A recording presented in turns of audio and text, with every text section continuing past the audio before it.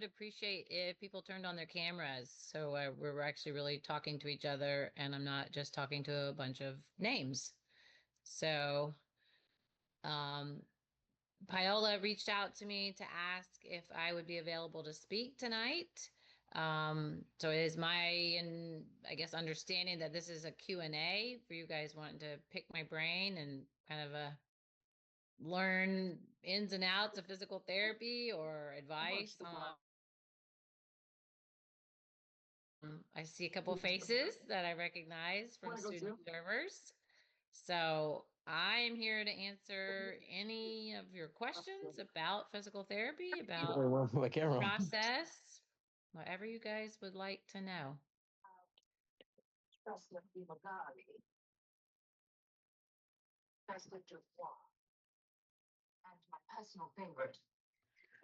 I have a question for you. So how, with kind of, I feel like there's more of an emphasis being placed on therapy now, kind of coming out with a lot of the different specializations. What is kind of your opinion on the best way to go? Because I know there's like just the residency for specialization, and then you could also go and like take the exams, completing like the number of hours for that. Um, I highly recommend the residencies just because it's an opportunity to really get amazing one-on-one learning. So, you'll finish your physical therapy program, you'll take your licensing exam, you'll become a licensed physical therapist and you can completely, continue and work and that's awesome. If you have the opportunity, if you have the energy and the finances to go on for just one more year, I highly recommend it. I've been involved. I was one of the creators of the orthopedic residency at Advent Health, all the way back in 2007. So I've watched it grow. I've seen many residents go through the program, and it's just an amazing opportunity mentoring. And you just get one-on-one. Um, you just really get nurtured and accelerate your growing, your knowledge and your growth. It's it's phenomenal. Yeah.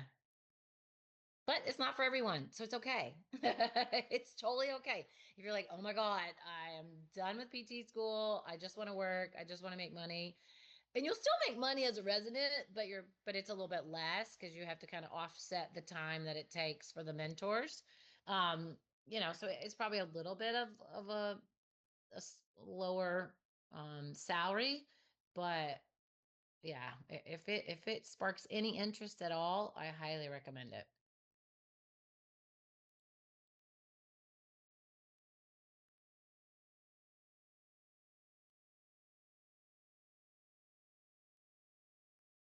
Well, some can be like a year and a half, but I really don't think anybody goes to over a year and a half. I think most residencies try to keep it to the 1 year mark. Yeah.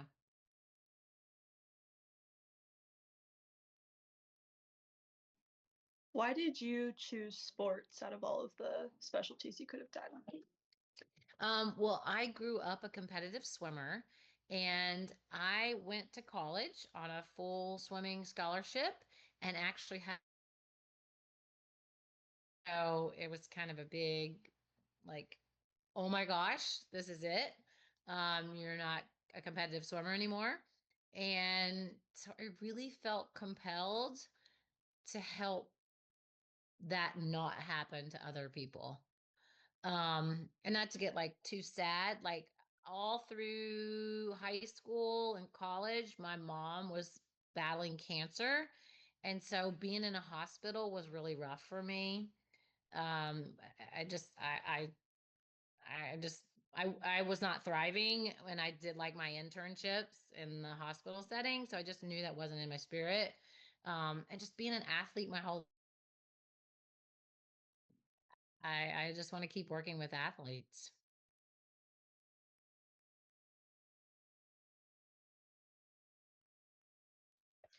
Kind of on that like sports specialty. I've heard that it's like extremely competitive because a lot of people going into PT do kind of have that athletic background. Would you say it's like that's a pretty good assumption. Like it's as competitive as it's probably thought out to be. The niche of just doing sports physical therapy itself is competitive, but know that like you can do sports physical therapy and just being like outpatient orthopedics. Like I so kind of my path was I just immediately started volunteering for USA Swimming. So, highly recommend volunteer. Put yourself out there. Volunteer, volunteer, volunteer. Anything that it sparks interest, anything that like makes you happy, go volunteer. So, I just immediately volunteered for USA Swimming and and I my first job was just outpatient orthopedics. So, I didn't like seek out like a sport clinic. A lot of your outpatient orthopedic clinics will have a sport population. So you'll be able to kind of find your way there. And it's interesting. There's a broad spectrum of when you say, "Oh, I do sports PT." I mean, you could do pediatric. You could do, you know, um, adolescents. You could do high school kids, college kids, pro athletes, senior athletes, combat, like that's sport. I mean, they're don't think of sport as just college athletics. There's a lot you can do with sport PT. Hello. Hi. Can you hear me? Okay, perfect. Okay. So the dream for me would be just working for a professional sports team, traveling with them and stuff like that. Is that something that takes time to get into right after you get out of school, or something you could maybe push into earlier? How would that work? It's interesting because some things fall in your lap. So, you just never know. So, always be open to any path that's put in front of you. Typically, though, it takes time. Typically, it takes time. I would say if you don't have like an athletic training degree, like a lot of licenses, your PTATC, but it's totally fine if you're not an athletic trainer. Um, you can get your board certification. So you can be orthopedic certified or sports certified. Um, you can get any like extra certifications that just kind of help you stand out. Like, for me, I have my manual certification. I have dry needling certification. Um, but like if there's a particular sport that you love, start volunteering. Start getting there. Like again, I just randomly reached out to USA Swimming. Like my husband was a swim coach. We swam together in college and he was a swim coach and like the club that he worked at, they were hosting developmental camps. And I was like, well, I'm happy. I'll give a talk on shoulder flexibility. And so I just kept volunteering. And then literally USA Swimming called me up, said, hey, do you want to go to Australia with the A team? And I'm like, of course I do. So it really just the sport you love or the setting you love, just start to get to know people in that setting and let them get to know you and you develop relationships. It's all about the people. It's all about relationships and the who but your skills. But it is kind of you just got to get to know people. Thank you. That more than answers my question. Yeah, I yeah. I could had a talk to you guys all question. night. Okay. So you're talking about dual certifications. I saw that you had the CSCS. Do you find that that has a lot of connections with sports BT and like you use it a lot? No. But it's a great first thing. So for me, okay, so when I finished PT school, I was like, what's the first quickest thing I can like start to add letters behind my name, kind of thing. And so the strength and conditioning was easy. It was, a few months of studying and an online test. So it builds my resume. It helped me build my knowledge. So it's not, it wasn't expensive. It wasn't too time consuming. So it was a nice thing to build. Like literally, you guys, in 2004, I was so bored. I like needed something else to challenge me. I'm like, oh, I'm gonna go to massage school and get my massage license. So I literally like found a program that had night classes. But again, that got my foot in the door further with USA Swimming. So, you'll it's getting those extra little things that help. Yeah. Okay, that makes sense. Thank you. Yeah, yeah. But again, find stuff you like, you guys. Just the really, really, really find things that make you happy, like that make you smile. Like I've been doing this 30 years and I love my job. I love what I do. I love it. And it just, and again, like physical therapy might not even really be for you. I mean, like I went to college thinking I was going to be a physician. So all 4 years of undergrad, I was headed to med school and it didn't happen. And then I had my injury, during the same time. And then somebody was like, well, have you ever even thought about physical therapy? And I was like, no. And I got a job as a tech. And I was like, dang, this is cool. And the rest is history. What does your day-to-day look like with your job now? So for me, it's hectic. It's crazy, but that's like my personality. I'm like the Energizer Bunny. So I work in two clinics every single day. So I'm in the health center, which I know some of you guys, I see some familiar faces, are doing some shadowing in our clinic in the health center. And then I also go to athletics every day. So I'm back and forth, but that like really fits my personality. So I see a lot of people. I'll see a good 15 to 20 people a day. But there are PT clinics and there's lots of people that like a much slower pace. And you can find clinics that, it's just one-on-one, it's one person at a time, and they might only see like 10 people in a day. Some people might only see like 8 people in a day. So there's a variety, and that is definitely one of the cool things about physical therapy is there's tons of variety of different types of physical therapy, different settings you can work in. So it's a lot of choices. I got a good question, Dr. Klausner. Um, what's something that you would recommend undergraduate people trying to get into PT school? What's something that you would recommend that they get into uh that no one would really kind of like consider really? Like what's something that you recommend that most people do not think about applying to PT school? Like something kind of like sticks them out like a lot more before they Well, do anything. that's a great question. However, the very, very, very first thing is you guys got to have a good GPA. You won't even make it to the interview group, so you got to get good grades now. So make sure your GPA is strong. The things that are really gonna have the admission committee's eye is first your GPA. Again, involvement, community involvement, activity involvement, things you volunteer for, honors and awards. Yes, those help too, but I think it's a variety of things. Like, go shadow at a lot of different places. It might be 10 hours, but if you can do, 4 different places, that looks even better.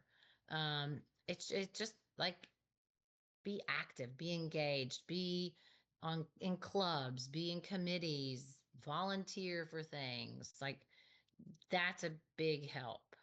But make sure, first thing, make sure your GPA is going to get you past that first stage.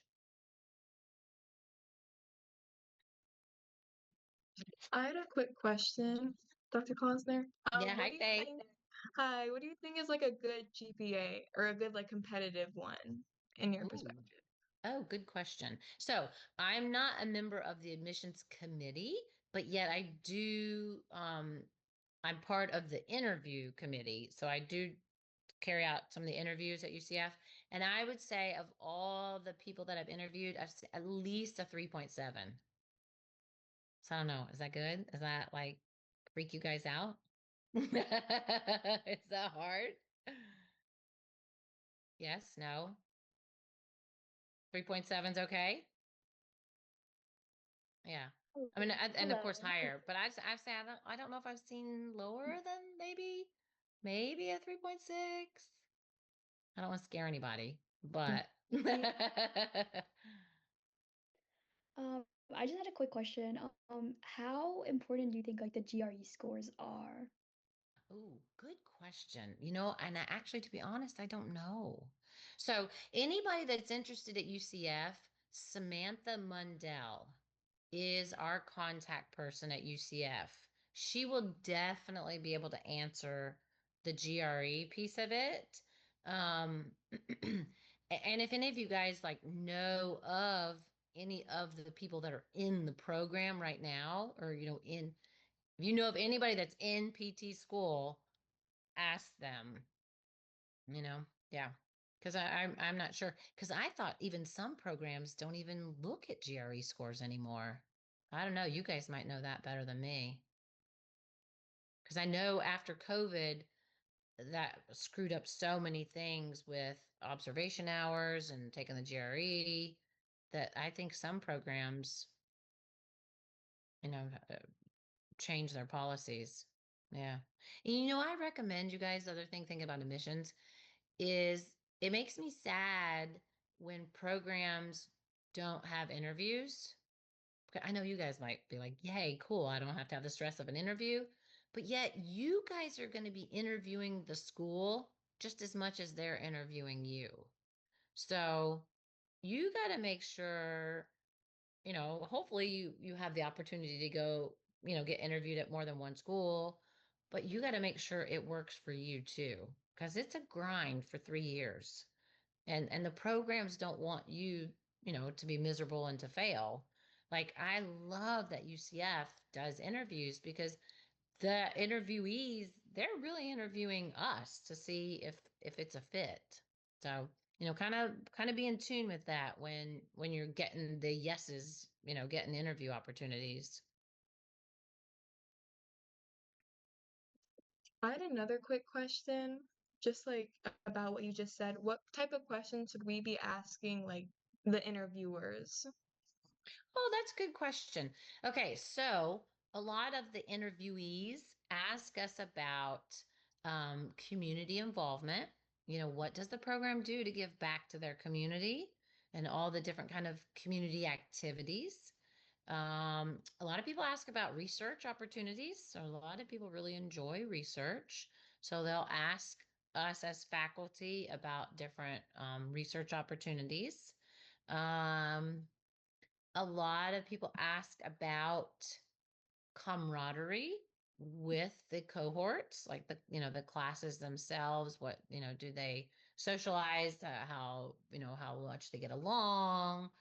Um, they'll also ask about like availability of the faculty to help, like for mentoring and office hours, or how open door policy are the faculty.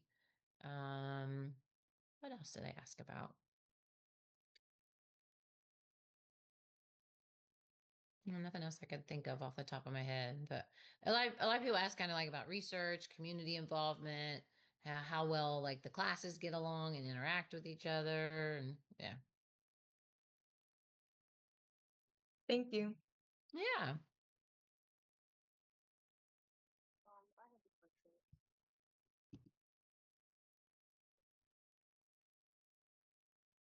Hello. What are some Hi. things that you think make sports PT stand out compared to other ones? Well, if you asked a physical therapist that was a neurophysical therapist or a spinal cord physical therapist, they would say nothing. So, so again, know that sport physical therapy is a very small niche in the whole entire profession of physical therapy. I mean, like my best friend is like hardcore pediatric PT, and she will tell you for hours that pediatric PT is the greatest thing ever in the history of the profession.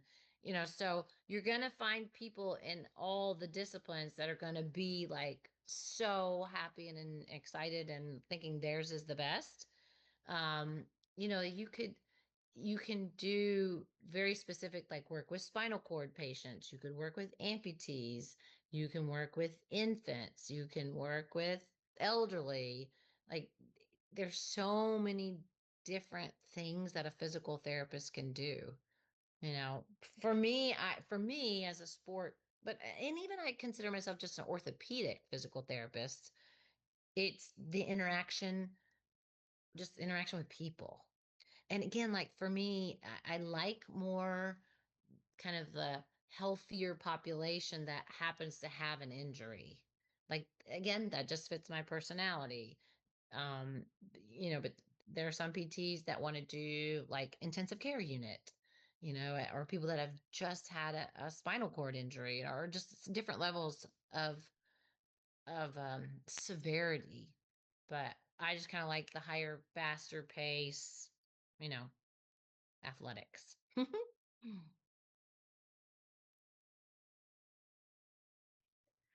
had a question about how you ended up in academia, because I know there are some like programs that have the dual PhD DPT route.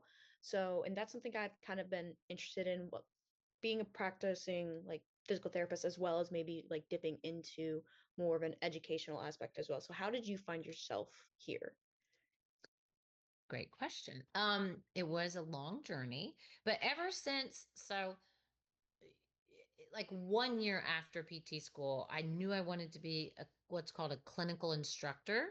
So during your physical therapy program, you'll have internships and you'll be assigned to like one specific PT, one or two, but usually one on one, when you go to a clinic on your internship. So I just knew right away that I wanted to be a clinical instructor because I just like interacting and engaging and helping people learn and grow. So from day one, I was always a clinical instructor. And then I reached out, yeah, even in the first 5 years of my career, I reached out to the local PT program. I was in Arizona at the time. And I was like, hey, do you need anyone to give guest lectures? Do you need any help? So again, it started by volunteering. So you'll become what's called an adjunct professor, kind of meaning you help out with labs or you'll just help out with a certain class. And so I was adjunct in Arizona. And then I moved to South Carolina, and it kind of keeps building. So I was an adjunct in South Carolina. Then when I moved here, I literally went in the UCF program and was like, "Hey, I'm an adjunct at my last university. Can I help out? Can I be an adjunct here?" And most of the time, universities will be like, "Oh my gosh, yeah, you can come help with a lab or come help with a certain little course." Um, and then so right when I moved here, I started as an adjunct. And then also the position with working with the athletes was kind of available as I came on with Advent Health. Um, so again, it's kind of getting to know, like I got to know the director of the program. And after, gosh, like, 10 years, he was like, I really want you to join the faculty. So I was just plugging along, being a clinical instructor and being an adjunct faculty. And then he kind of was like, you know what? A position is coming open. We want you to make that faculty practice. So a lot of programs, that's like one of the questions, Faith, that people will ask too is, what else is provided for the students learning? Because there's so much more than just the classroom. So like I'm rarely in the classroom, but I'm 100% teaching in the clinic. So it's like I'm teaching in the kind of the real world where the students can constantly come be with me. They can anytime come be in the clinic and kind of bridge the classroom knowledge with how do you put it with a stranger, with a human that is really in pain right in front of you. So it a lot of universities try to have that faculty practice. So Dr. Pabian was the director, and he's like, I want a faculty practice. I want to have the availability from all of my students to be able to go be in a clinic anytime they want. So yeah, that can happen.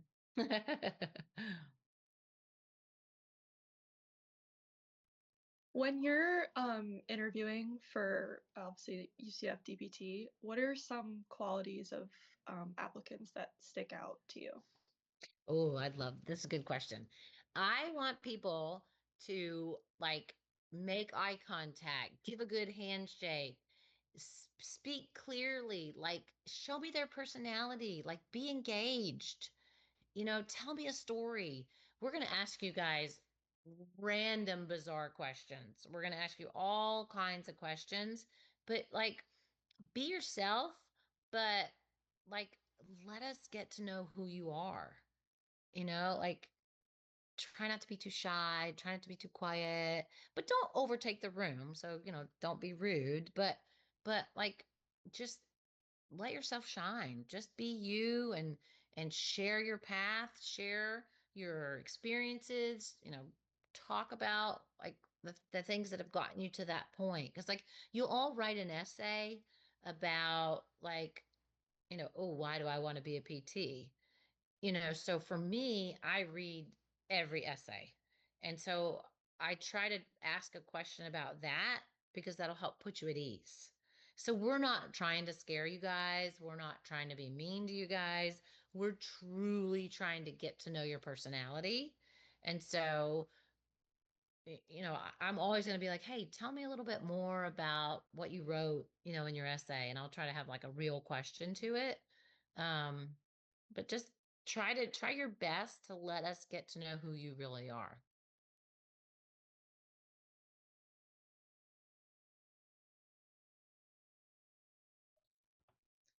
So, in terms of like a UCF DPT, is there anything that you would either one, change about the program, or two, let an applicant know that some to bring them to UCF that can't be put on like that's not on the website or statistic, like they had the 100% first time pass rate of the class of 25. So something that's not like statistically driven to bring them here, but then also something you would change about the program if you could. Ah, okay. Um, the change part, I don't know. I love our program. I don't know if there's anything I would change. I'd have to really think about that. But to answer the other half of like, tell me something about the program that is not on the website, is that our faculty are phenomenal, are the bomb. They love what they do. Everybody is like an expert in all our disciplines, and they truly, truly, truly care about the cohorts.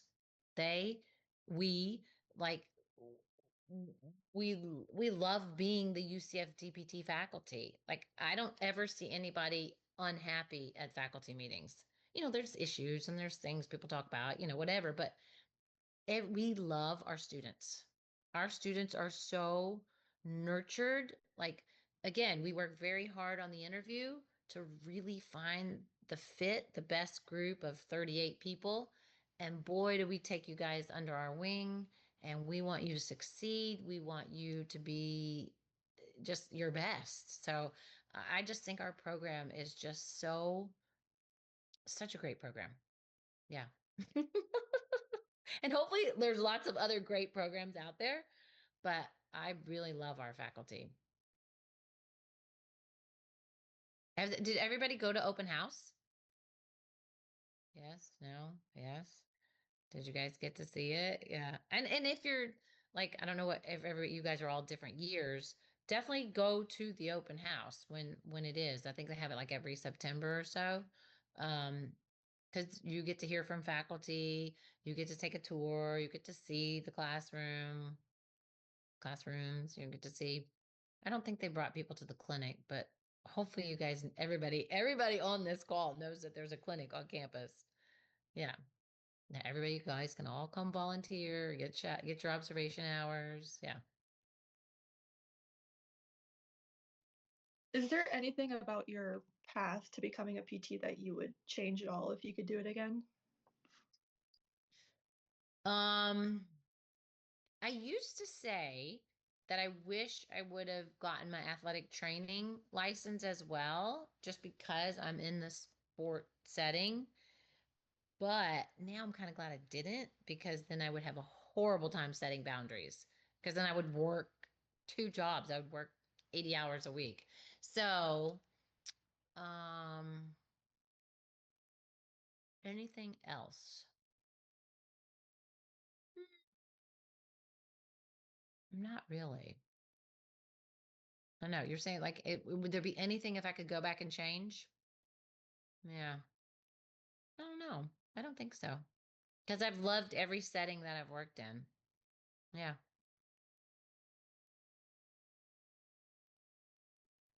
How important do you find like research as an undergraduate for like an application? Well, seeing as I didn't do any research as an undergrad, um, I think if you like it, then it's good. If it's important to you and it makes you happy and it's your interest, then go for it. Because like there are faculty members that will see that and will really like that. So, a lot of the faculty members, well, the core faculty are required to be very heavy into research.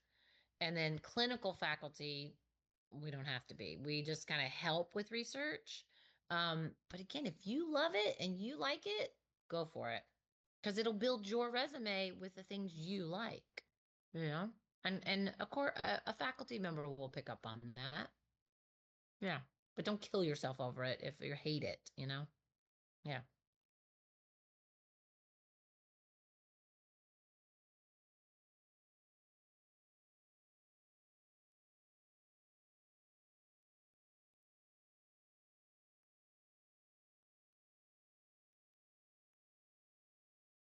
Does anybody want to know the way to get to do observation hours at our clinic? So, ptclinic@ucf.edu. You guys just have to email that and get on the wait list. So, because we have so many people that want to get observation hours, we take, well, we let everybody get about 20-ish hours. And so, yes, thank you, Piper. Um, so Liana is our front desk administrator, and so she kind of like tries to fit everybody into a spot. Like, she'll ask you your class schedule, kind of what your availability is. And so you'll kind of like get like, hey, you get Monday afternoons for 8 weeks, or you get Thursday mornings for 8 weeks. So she tries to fit as many people as possible into like a chunk of time. So yeah, that will help you guys. Come and check it out. Come see, and go to other places too. Go to different settings, do a hospital setting, do a neuro or a pediatric, or really just still go see if it's something that you're like, wow, this is really cool. I like this, or, if it fits.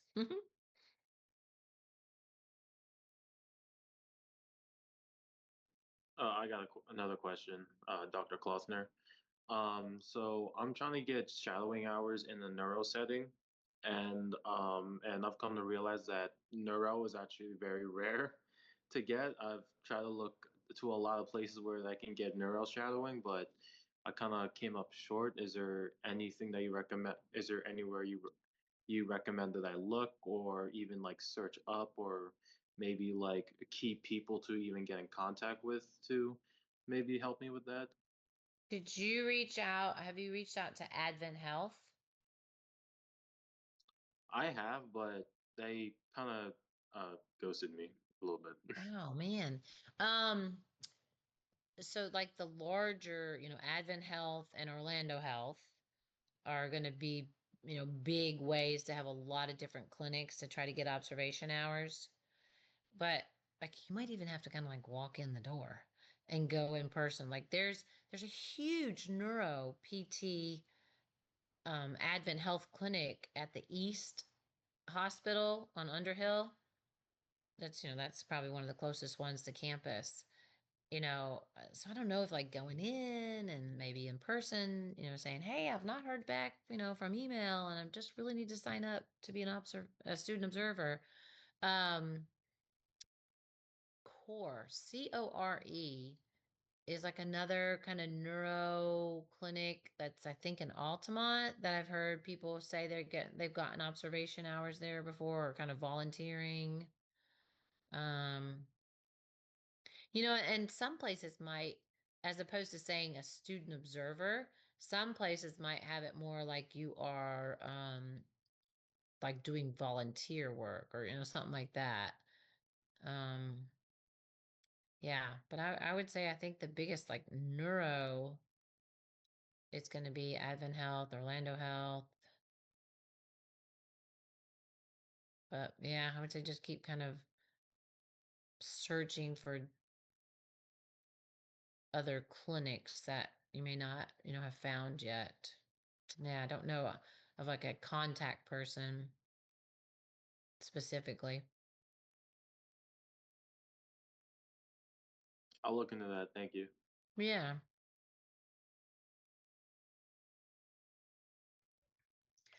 I have a question about like PT as a whole. So a lot of my family is honestly a little bit of a hating on me wanting to go into PT. They think that What? they think I'll end up being bored because it's dealing with the same thing all the Oh time. my gosh. So how would obviously you've been in the profession a bit, so how would you kind of like respond to something like that? Because I know that's like also a stereotype that PTs just deal with the same thing all the time. That's horrible. That is crazy. People are hating on you saying you're going to be bored.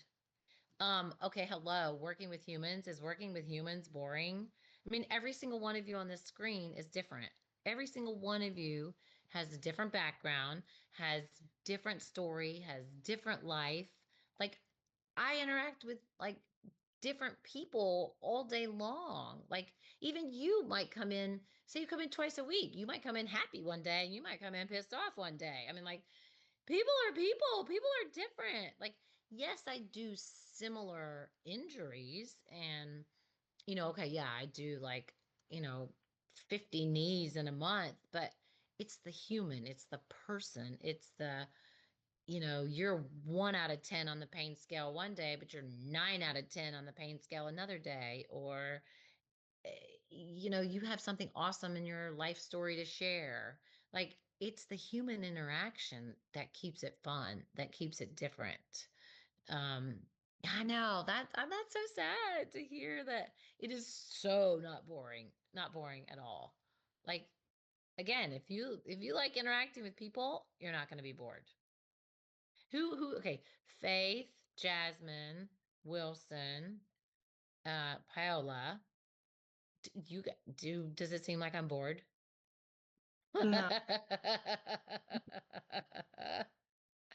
Not at all. It's like so fun. It's so fun.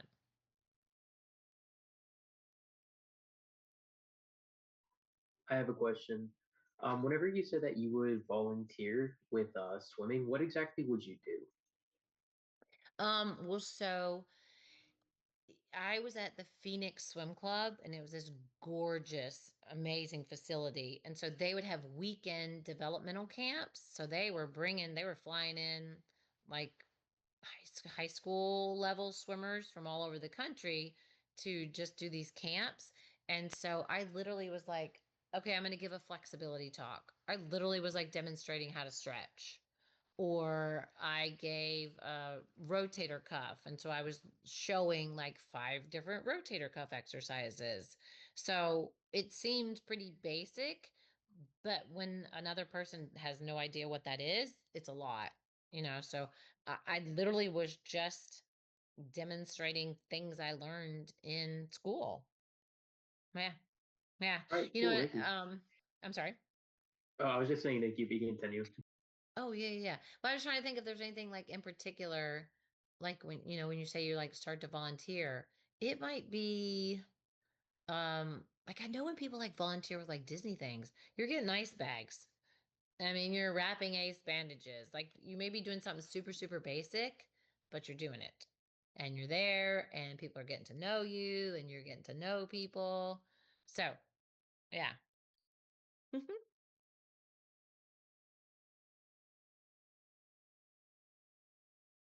I got another question. It might come off as like a little bit of a dumb question, That's but okay. do you think do you think being an athletic train like a student athletic trainer for like a volunteer athletic trainer for like a team at UCF will help boost my resume because I used to be an athletic trainer for football during like the summer camp and all that before I got switched to nutrition. But do you think that would help? Again, it's something you're doing.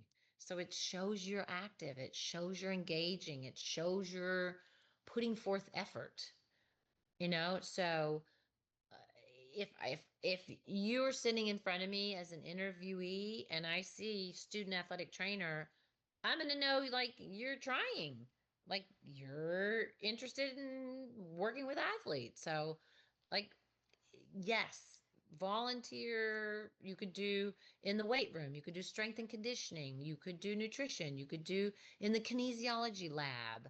You a lot of people can volunteer in all the different labs that athletic training has, PT has, kinesiology has. Yeah, so any participation is good participation.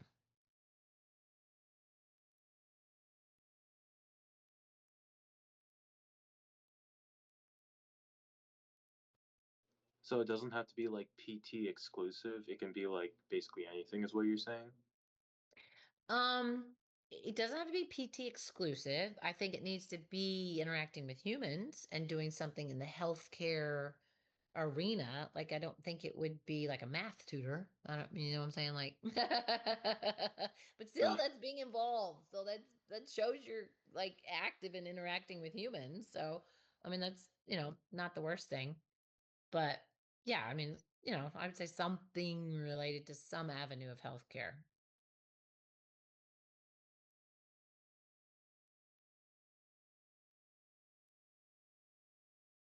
Personal training from Wilson.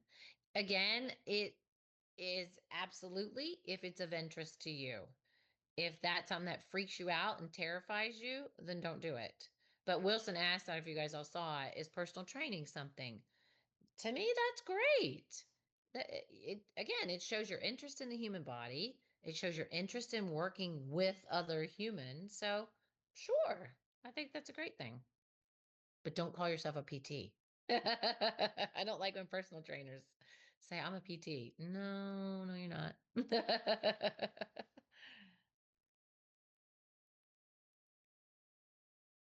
You're welcome. I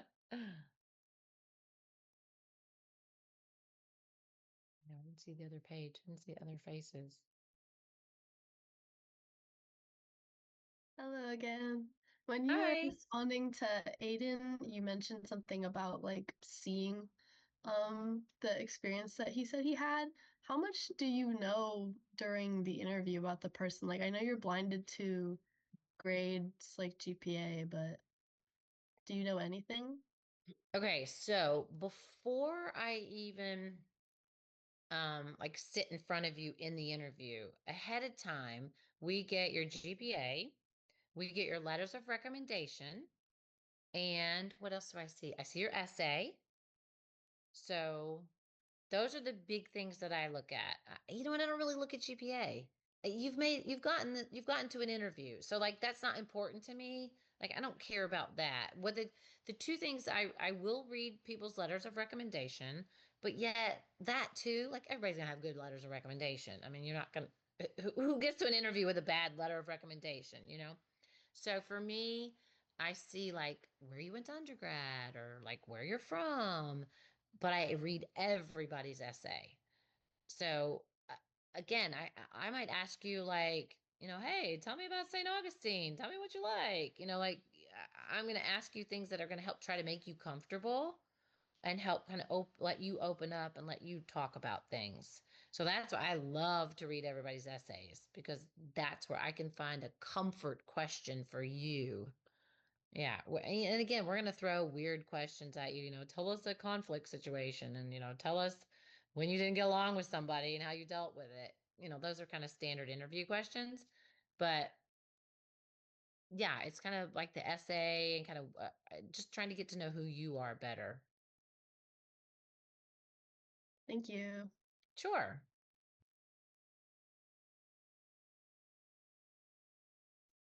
Regarding like interviews and all that, what is your opinion of people that take a long pause before answering a question? Like, does it strike you as like being unsure, like they're unsure, or is it more of like, oh, they really want to make sure they're answering right? Because I'm just curious, like, what people think of like taking a long time to think of an answer. Yeah, that's a good question because it's very normal to be super nervous. So we know that. We know you guys are going to be super nervous. We know you guys need to take a moment, take a breath, and actually think of a good answer. So the pause is not necessarily a bad thing. Um, I would definitely say, try to keep your cool. Try not to look freaked out. Try not to look, like a deer in the headlights. But a pause is fine. A pause means that you're like putting forth effort to really think of something. Because there is going to be random weird questions of, you know, something that you're going to have to, give an example of, someone that inspired you or, someone in your last job that you didn't get along with and how you handled it, things like that. So we know that you guys aren't going to have the answers like right off the top of your head. All right, thank you.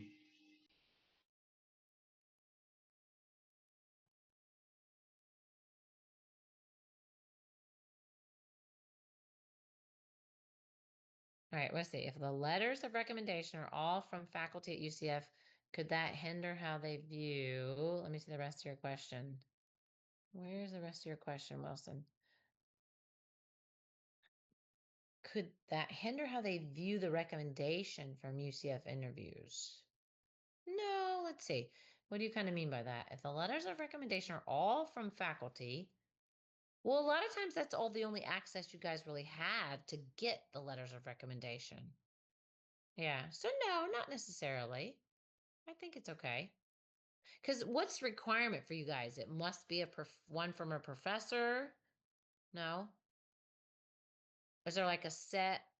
At least what Sam and Kathy said when they came a couple weeks ago, they said UCF didn't have a like they don't require one from a professor or one from a PT, just like three people who can speak to your character well and just preferably not your mother. Okay, okay. So it's three to character and preferably no family. Yeah. So again, a lot of you guys are gonna get. You're gonna get a professor that you might have, built a relationship with, or you're gonna get a PT that you've built a relationship with, or really else it would be like a boss. I mean, there's probably not a lot of other opportunities for you guys. So I don't think it's a problem if they happen to all be from UCF. Yeah, yeah.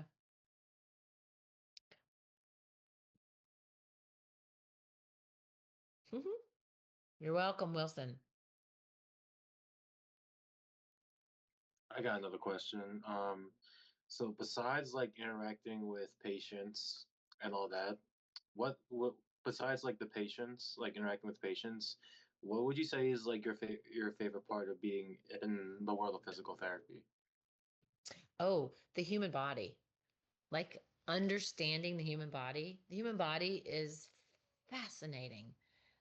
The human body is amazing. So the things that the human body can do, plus the things that like break the human body, like so to me that puzzle, that figuring out, that challenge of how intricate and how fascinating the human body is. I love it.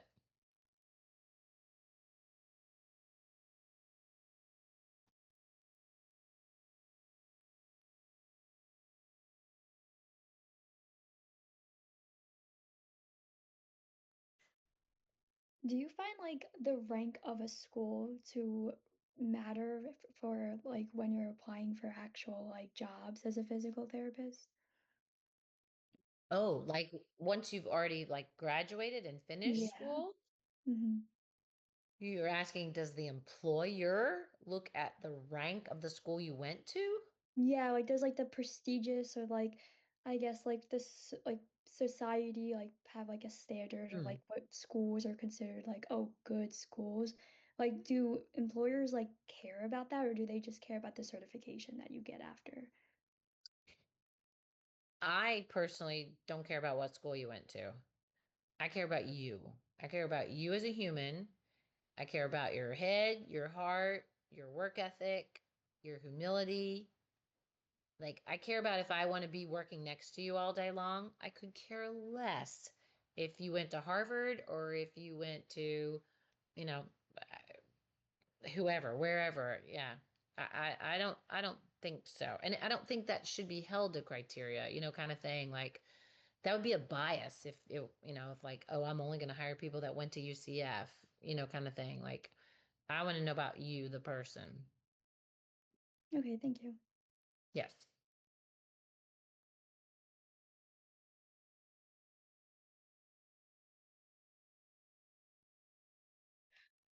I have a question. It kind of made me think when you're talking about like bias against I'm only gonna hire if you came from UCF. In regards to like the incoming cohort, is there any um like decision made on a applicant depending on if they went to UCF or not? Because I know some schools they try maybe not to have a certain percentage of their own like incoming undergrads because they don't want it to seem like it's bias. Or is that not something that really even go is taken into consideration at all? I don't think so. I think the bigger picture is in-state versus out-of-state. I think I don't think we look at, ooh, I only want UCF undergrads. But I do think a majority of programs, and very common around the country, is they do lean towards in-state because out-of-state tuition is just insane. And I think we've had several times where we accepted somebody out of state and then kind of as soon as they realized the financial burden, they backed out.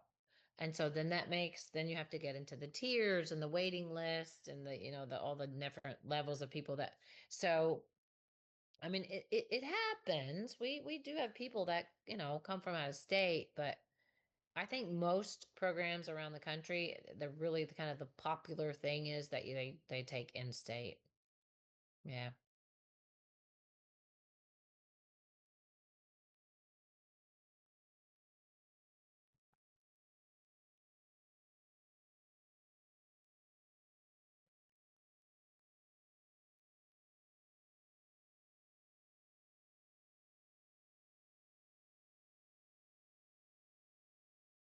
Who's watching Dancing with the Stars tonight?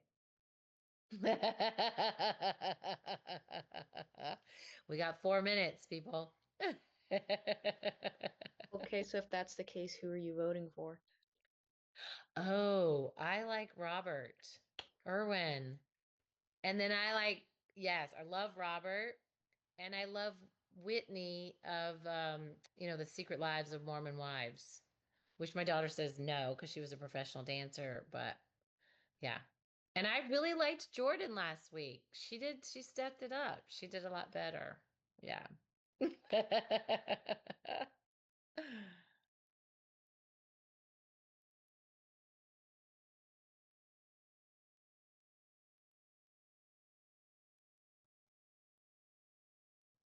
Anybody that qualifies for federal work study is also eligible to apply to be a tech at our clinic as well. So again, that's another opportunity. But we only hire people through the work study program just as a way to help control, our budget. So if you're not sure, check with the financial aid department whether you qualify. Like if you did a FAFSA, if you filled out a FAFSA and you qualify for federal work study, and if that's of interest to you, that is definitely an opportunity to get paid experience in our clinic. But otherwise, we do, the shadowing approximately 20 hours or so. Already applied. You did? Oh, there Yeah. you go. Have you shadowed with us? I was supposed to this fall, but I asked whoever was in charge of that to just move it to the spring because my schedule is just busy Yeah. this semester, and also I want to, and I work with athletics right now. I work with nutrition, so I want to see how that rides out before I kind of switch over if I get accepted into the position, of course. And I love my job in athletics, right? But I also kind of want to see what I can do with like PT, like exclusively PT, and all that. If you know what I mean. Mhm. Well, so you should come in and introduce yourself so we can meet. Because I I'm in athletics. Well, I'm in the health center clinic and in athletics. But yeah, if you've applied for a work study position, you should definitely come introduce yourself. and athletics, You or wherever where okay. you can come into the clinic or yeah. I think we met actually like one time. Because I used to work with football over the summer for their Oh, camp okay. before that, so we might have seen each Yeah. other through the Our clinic. paths have crossed. Yeah, for sure. Good. Good, good. Where do we apply to be a tech? Workday. You go on Workday and it says I think it's called student technician. Yeah. And I don't, you definitely got to make sure you qualify for the federal work study. Um, and then I'm pretty sure you look in Workday and it's student technician. Yeah. But Thank you. if you have trouble finding it, just reach out to Liana at the clinic. Okay, thank you. Yeah. Yeah, for sure.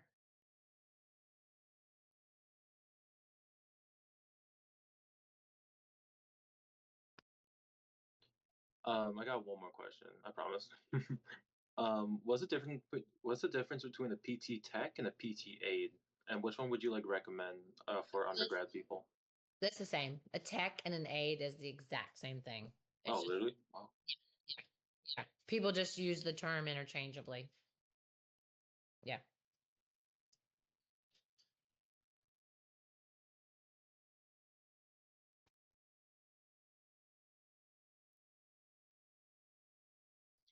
Anybody have any last minute questions? Time's a ticking. You guys know where to find me. You can come talk to me more.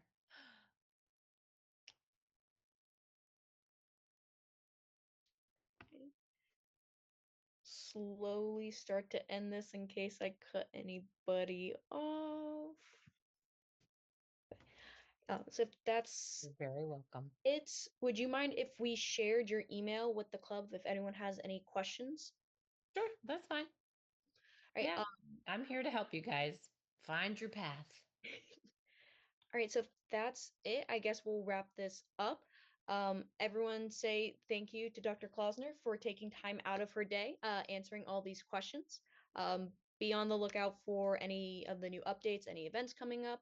And other than that, I will see you guys. I think the next event is going to be next Monday, October 6th. USF will be coming out, and that'll also be in works with Buka. They will be there as well. So, yeah. All right, guys, have fun. Work hard. Be nice.